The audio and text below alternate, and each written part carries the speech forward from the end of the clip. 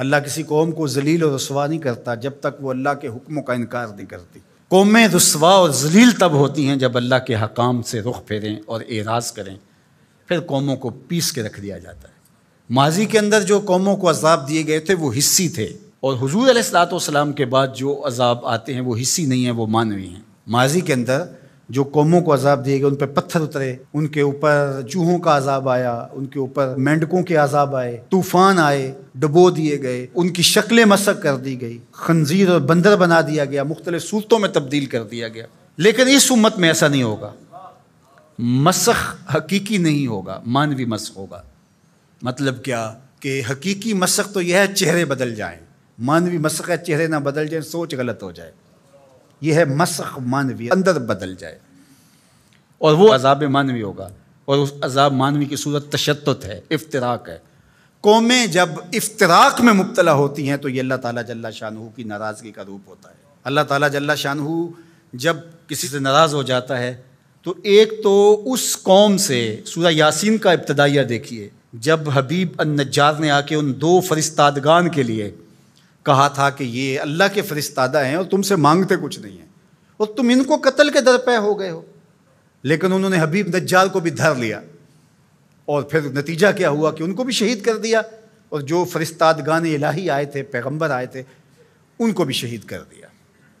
اور سورہ یاسین میں وہ سارا واقعہ موجود ہے، اور وہاں پڑھیے اللہ نے جو ان کے اوپر عذاب نازل کیا۔ ایک تو وہ چیخ تھی جس نے ان کو آ لیا، اور پھر وہ جو ہے وہ اپنے گھروں میں گرے پڑے ہو گئے۔ اور دوسرا جو عذاب اللہ تعالیٰ نے دیا اس قوم کو، اللہ تعالیٰ نے فرمایا پھر ہم نے ان کی طرف کوئی ہادی بھیجا نہیں۔ ذرا غور کیجئے، یہ باریک عذاب ہے، یہ مانوی عذاب ہے۔ انہوں نے میرے فرستادگان کی قدر نہیں کی تو پھر میں نے سزا کیا دی کہ پھر ان کی طرف میں نے کوئی ہادی نہیں بھیجا، رہنما نہیں بھیجا جو ان کی رہنمائی کر سکے، ان کو بلائے، ان کو پھر اندھیروں میں بھٹکنے کے لیے چھوڑ دیا گیا۔ تو یہ بات ذہن میں رکھیے گا، جب قومیں تشدد، ناقدری، اچھے لوگوں کو نظر انداز کرنے کا مزاج پیدا کرتی ہیں تو پھر ان کے اوپر جو عذاب بھیجے جاتے ہیں ان میں سے ایک عذاب کہ پھر وہ حقیقی قیادت سے محروم کر دیے جاتے ہیں۔ آج میرے وطن اور عالم اسلام کی جو حالت ہے، ہم اس وقت قیادت کے اعتبار سے یتیم ہیں۔ یہ الگ بات ہے کہ ہر بندہ دعویٰ کر رہا ہے کہ میں ہی نجات دہندہ ہوں اور میں ہی قائد ہوں۔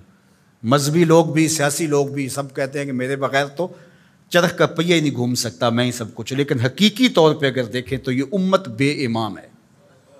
اس وقت ہمارے پاس قیادت کا فقدان ہے، اگرچہ قائدین کی بہتات ہے، لیکن قیادت، حقیقی قیادت جو درد امت کا مداوع کر سکتی ہو، جو ضرورت کی کفیل ہو، وہ قیادت آج ہمارے پاس نہیں ہے۔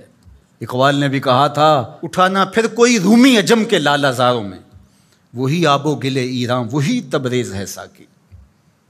اور دوسرے مقام پہ یہاں کے حالات کا، چمن میں رخت گل شبنم سے تر ہے، سمن ہے، سبزہ ہے، باد سحر ہے، مگر ہنگامہ ہو سکتا نہیں گرم، یہاں کا لالا بے سوز جگر ہے۔